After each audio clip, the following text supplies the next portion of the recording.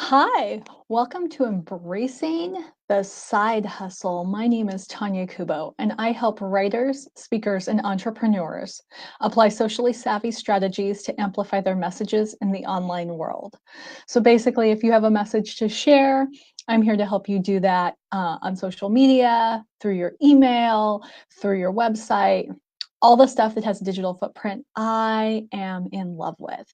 And today, I am not expecting a lot of live questions. So I want to say thank you to the replay viewers. And this actually might be a little less annoying for those of you catching replay because you're not going to hear me stopping and starting a lot to say hi to folks who are here live.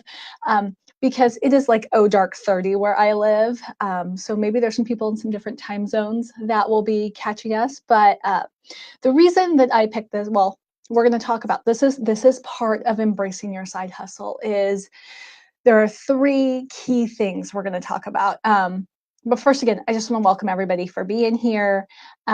If you know somebody who is building something on the side while juggling some competing priorities that take a majority of their attention, I would encourage you to share this video because there's going to be a lot of really good stuff in here for them.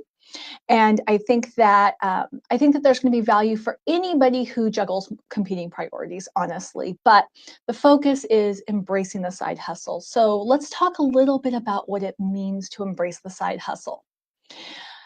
So, for me, I work full-time outside the home. I have a fairly big volunteer job with an international organization. I also work with, writers and speakers. I trade time for their expertise.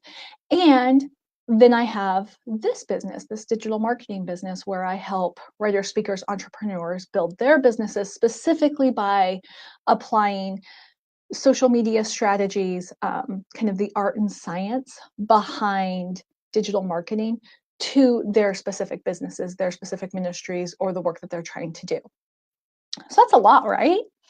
What you don't know is a year ago I was in grad school. So like to me, I have all the time in the world. But that is a key thing that we need to talk about is embracing your side hustle first begins by being really honest with yourself. And what I mean by being honest with yourself is you need to confront that there is only one of you and you have limited amounts of three major resources. The first resource that you have a limited amount of is time. We only have 24 usable hours in every single day. And when you are embracing a side hustle, that means you have to acknowledge that big chunks of your day, big chunks of your week are beholden to something or someone else. So if it's your day job, that maybe for you that's 20 hours a week or 40 or 60 or 80, depending on what you do. You also have a limited amount of money. Now, this is kind of like a double, I shouldn't say it's a double-edged sword, but there's two sides of a coin here when we talk about money. Because if your main gig is income generating, chances are you have a little bit more disposable income than the average person trying to build their own business. But the downside is to that is you have a little more disposable income, but while your friends are using their disposable income to go to Disneyland, you might be using your disposable income to invest in your business. So you have a limited amount of time. We all have the same 24 hours in every single day, but that's all we get. Nobody gets 24 and 1/4. We all have a limited amount of money. And third, we all have a limited amount of energy. Now, energy is a little bit nebulous because my capacity for doing stuff, my energy capacity may be vastly different from your energy capacity. But at the end of the day, if I'm tapped out, I'm just as cranky and depleted as you are. So the difference in our capacity is irrelevant. All that really matters is that if we're operating over capacity, it's not pretty and we're not bringing our best to the table. So just to recap that, we are going to talk about limited resources of time, limited resources of money, and limited resources of energy as it all relates to embracing your side hustle. So when we talk about side hustle, let's contextualize that for everybody. So for me, my main focus is, like I'm married, I have children.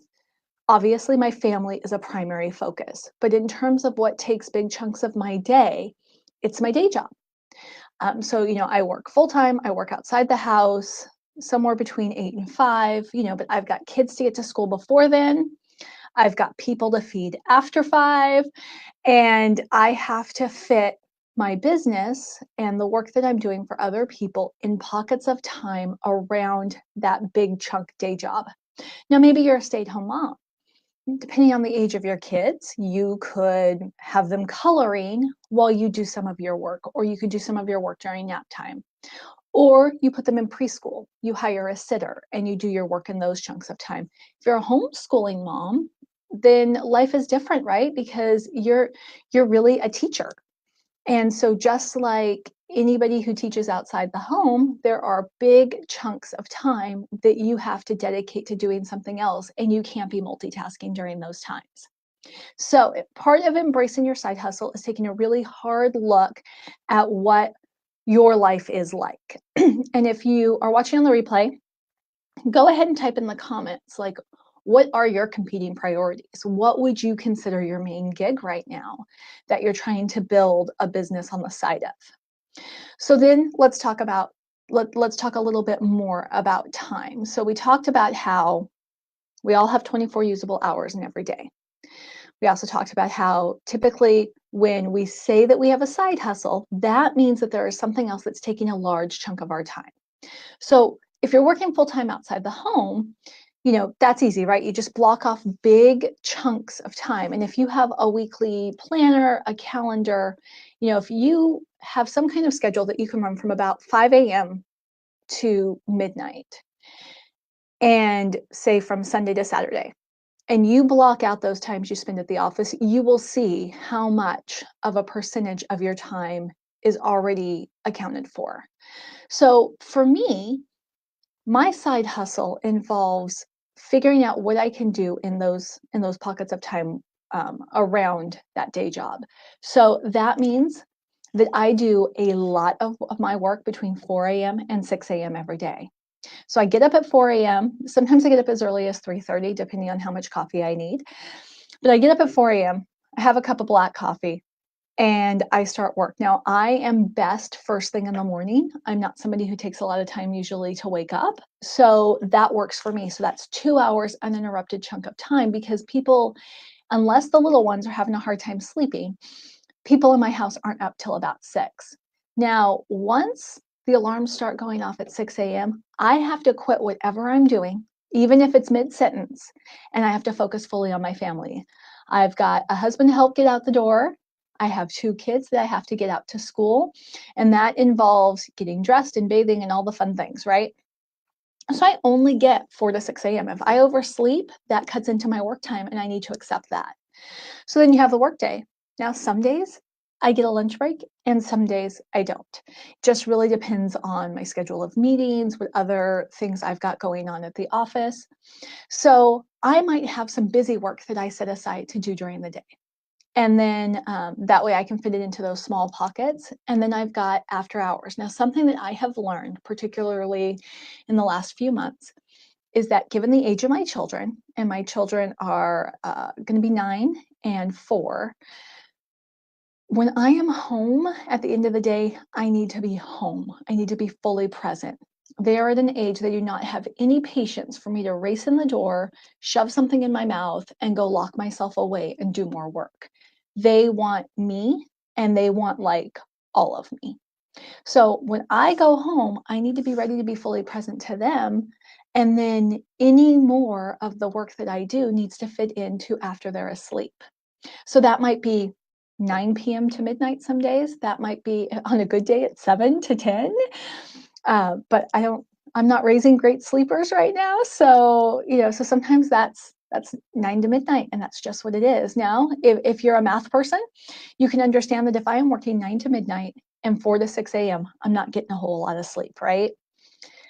I am fortunate. I do need some sleep, but I don't need a ton of sleep, and I don't need a ton of sleep consistently. So if I can schedule one weekend or 2 weekends a month where I can get a nap in, then I can sustain, only 4 hours a night with some consistency, but that's not everybody's reality. So you really have to look at what is your reality. Because the reason that I'm digging so deeply here into time, and let me also count weekends. I have one full weekend day where I just work. I work from the moment that my feet hit the ground until I go to sleep. That is Daddy's day with the girls. He takes them to the park. He takes them on a road trip. We have a little arcade in town. They might go there. They might go and have breakfast out and lunch out and dinner out. They might do all sorts of things, but for 8 to 10 hours, I am just working straight. And this is when I do a ton of my client work. Obviously, this is non-people time, right? This is not appointments and calls and things like that, because that means I have to coordinate with somebody else's schedule. And a lot of people I work with don't work weekends. But for me, that's like my head's down. That's my planning time, my strategizing time. All of that is one weekend day. The other weekend day is for my family. And that can be hard, right? Because if I didn't finish all of my stuff on Saturday, then that means I don't feel so good about taking Sunday off. But you know what? They sacrifice too, and they get part of me. And so they get the Sundays. And that's kind of the time constraints that we work under. Now, I also think depending on your job, for instance, I have a friend and she works full-time in marketing, and then she's building a side business in marketing. And so when it comes to fitting her work into her day job, she is very careful about optics. And so what do I mean by optics? How things are perceived. So for instance, she, like me, can, with enough planning, can work a lunch break or maybe a 1 hour time frame during the workday, like away from the office. But she has to be careful what that looks like to her peers. She doesn't want anybody to think that she's using her day job time to build her business on the side, especially since the markets overlap. So that's a factor, and that's just a little disclaimer that you want to be responsible. You want to be a good steward of all of the resources you have, but also of all the privileges. So time. So once you confront what your true available time is, and maybe for you that's 5 hours a week, and maybe for you it's 10. I mean, I would say for me, I spend probably about 30 hours a week building my business on the side, in addition to everything else I do. Now, that is because I have highly structured that available time. The next thing you have to look at is money. And again, like I said, there's a blessing and a curse if your main gig is something that's income generating, because you tend to have more disposable income than the average person who's just trying to build from scratch. But that also means that while all your working friends are taking their kids to Disneyland and having fun vacations, you might be funneling all that disposable income into your business. Or if you're following the advice of some people, for instance, we had Lori Young. We interviewed her recently, and she quit her day job to focus full time on building her business. And one of the reasons that she felt she could do that is because she was debt free. So maybe you're funneling your disposable income to paying off debt so you can be debt free. That's, I would say, very important if you're looking at making your side hustle your main hustle at any point, right? You want to go into working for yourself in the best financial position possible. And that would be being debt free. That would be having a nice little nest egg, right? Because there's natural ebb and flow in business. And you want to make sure that you're prepared for that financially as well as emotionally. So you might have more extra money on paper than other people, but you might be funneling that extra money into different directions. Another thing that you might do is you might really have to look at the price you charge. So this is big, and this is something that even I have only recently truly appreciated. So we've talked about the time and the usable time. Now, I work for a company that has very generous time off policy, very generous vacation, generous sick leave. But I think we get like 3 weeks of vacation a year, which is amazing. But here's the thing. I spend 1 week a year at a speaker conference. It's called Leverage. It's in San Jose, California every year. So that's 1 week a year right there. There's 5 days of my vacation. I spend a week going to MomCon, which is the international conference for moms. And that is that is part of my volunteer service to the organization, and then I usually spend another week in MOPS training. Like, not always consecutive, but over the course of the year. So that takes up my 3 weeks of vacation time, which means my family doesn't get vacation with me. And that's a choice I've made time-wise. So I may also, like for instance, next year, I'm not taking that extra week for MOPS. Those extra 5 days are going to speaking engagements because I only get those 3 weeks off, right? Now, there have been years in the past where I've actually taken unpaid time off to accommodate all the things. Not everybody has that luxury. So the reason I mention the time off, though, is because when we're looking at cost, when we're looking at money, and we're looking at what we charge, there's a couple of factors that we need to think about. And so part of embracing your side hustle is embracing the reality of what that is. So if you're building a business from scratch, you might say, some work is better than no work. So I might hang out my shingle and say that my price is $300 an hour. And somebody may come back to me and say, you know what, I'd love to work with you, but I just can't do it. I can't swing 300. I'm sorry, but I would love to work with you. And you might say, you know what, I really want to work with you too. I believe in what you do. This work's going to take me about three hours, and I'm willing to do that for 300 versus 900. You can have that decision, and you might say, because 300 is better than zero, and if I lose this client, I'm making zero. But I think that when you're building your side hustle, you can't afford to make those kind of concessions, because every minute you spend towards your business is a minute that you're taking from something else. So, in my case, it might be vacation with your family. If you have to take a day off from the office to do whatever the project is, to travel as a speaker, to go to a writing retreat, to work on your book proposal, that's time away from your family. And you're getting paid still. If you have a main gig like me with paid time off, you're getting paid, but still there's a cost to the fact that you're spending time away and you're not with your family.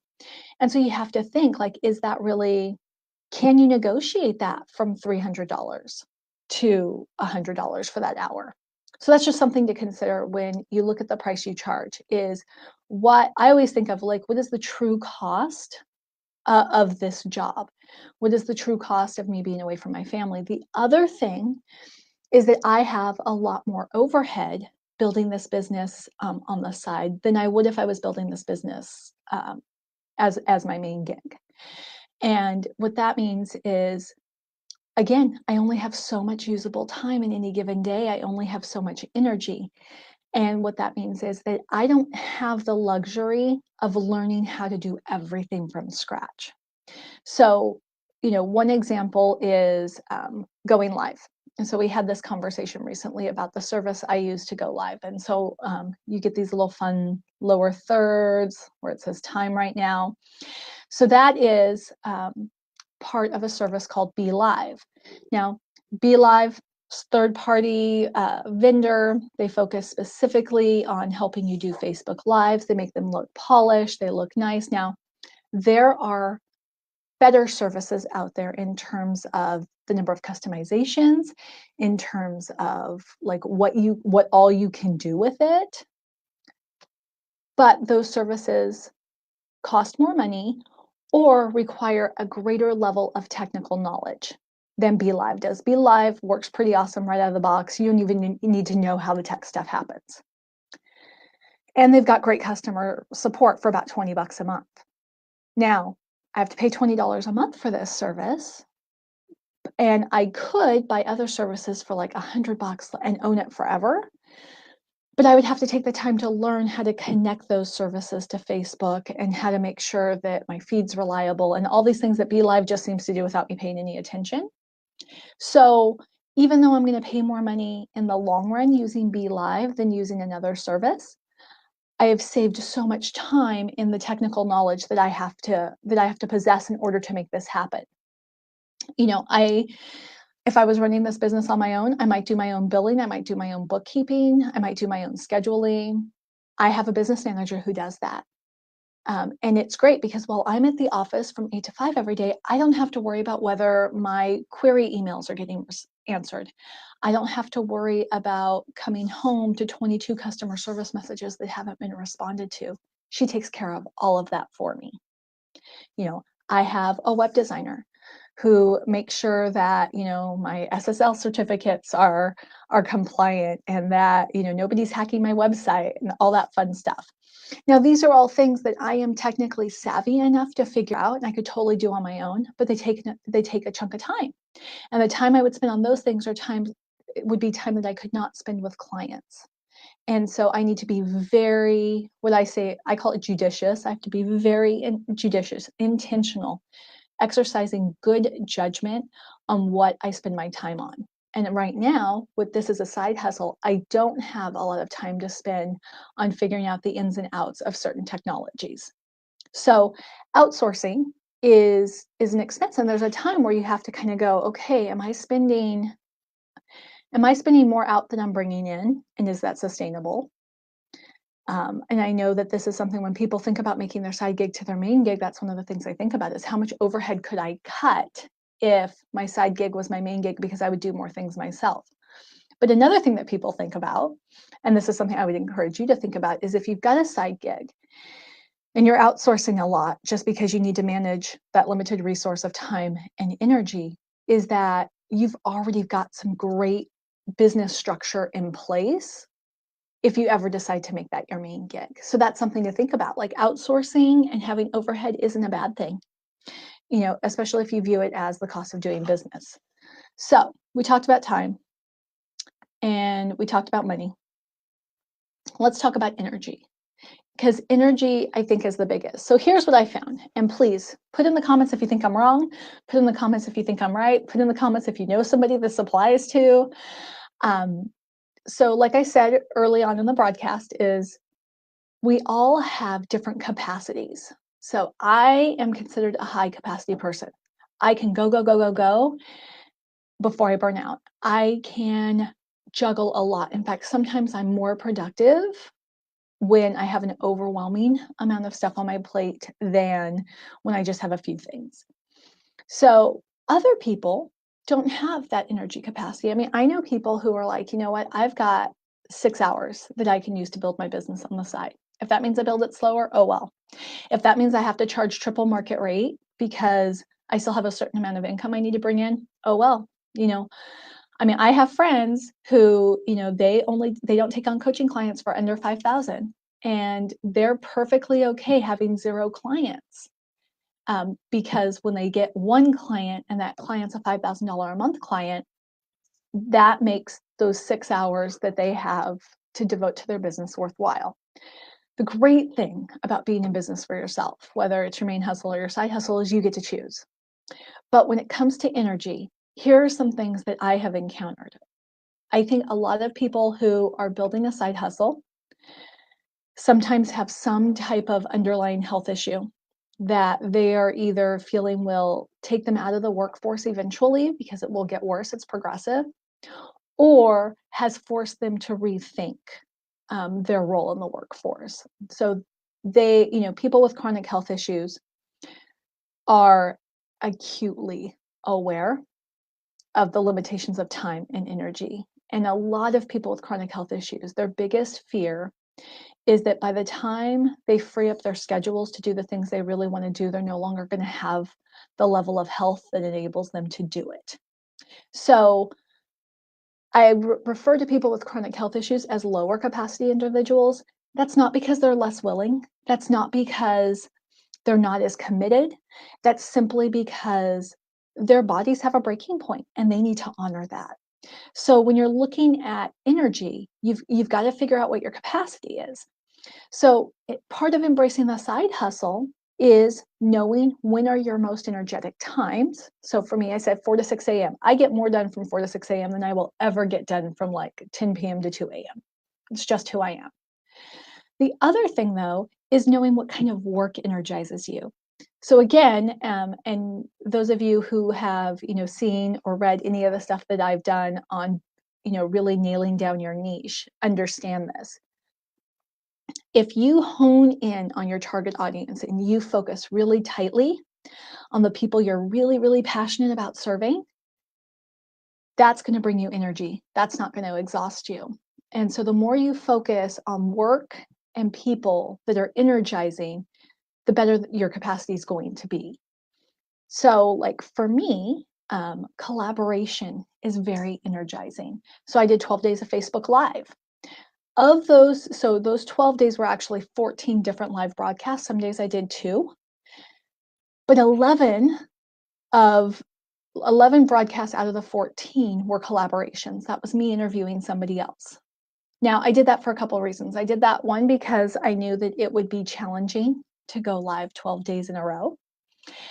I knew that I had a lot of crazy stuff going on at home, a lot of crazy stuff going on at the office that would make it very easy to back burner this plan of 12 days of Facebook Live. I also knew that the nature of my time availability and my sort of where I'm at, I wouldn't have a lot of live viewers, right? Most people would be catching my videos on the replay, just like you.